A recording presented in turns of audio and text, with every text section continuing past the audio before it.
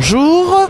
Alors, Equitalion, c'est l'occasion de rencontrer beaucoup de personnalités et pour le monde du cheval, c'est une occasion aussi de se fédérer et c'est tout à fait l'objectif des conseils des chevaux qui étaient ce week-end en assemblée générale élective suite à la réforme territoriale et nous sommes avec le président des conseils des chevaux, Michel Auburtin. Donc Michel Auburtin, on va vous laisser nous présenter un petit peu les conseils des chevaux. Bon, je vais essayer de présenter rapidement les conseils des chevaux. Les conseils des chevaux rassemblent en région toutes les différentes branches de filière cheval dans une région. Les conseils des chevaux sont l'interlocuteur privilégié des collectivités locales, départementales et régionales. Alors, ces conseils des chevaux, ça fonctionne comment? Parce que on se doute bien qu'il y a des objectifs, mais pour avoir des objectifs, il faut avoir des moyens.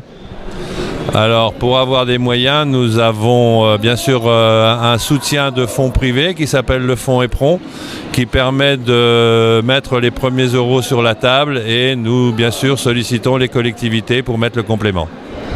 Alors, aujourd'hui, on est dans un cas de figure un petit peu particulier depuis un an, puisqu'il y a eu une réforme territoriale et c'était le motif de votre assemblée générale, parce qu'il y a eu un besoin d'harmonisation régionale.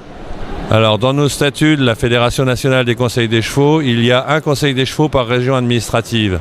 Donc, on a été obligé de se mettre en ordre par rapport à nos statuts. Donc, nous avons de nouveau un conseil des chevaux par région administrative. Et c'est ce qui fait que nous avons fait de nouvelles élections au niveau de la Fédération des conseils des chevaux hier pour que les choses soient en ordre. Donc, ça veut dire qu'il y a aujourd'hui des grandes régions.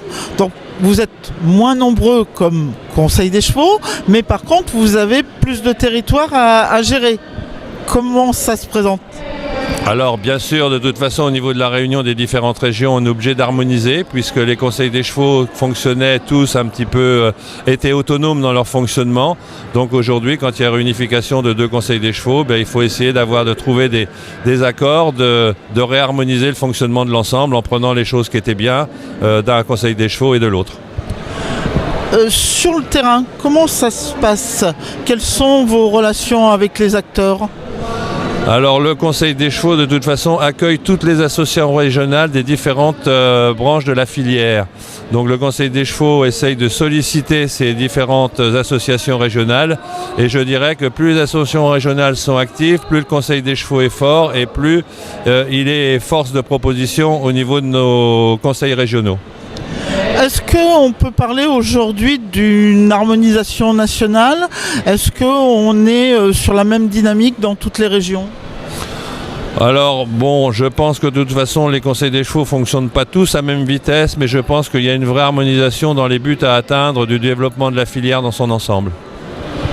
Eh bien, on vous remercie. On va pas tarder à continuer à parler des conseils des chevaux avec notre conseil régional Auvergne-Rhône-Alpes. Bonne continuation à la filière nationale. Je vous remercie beaucoup.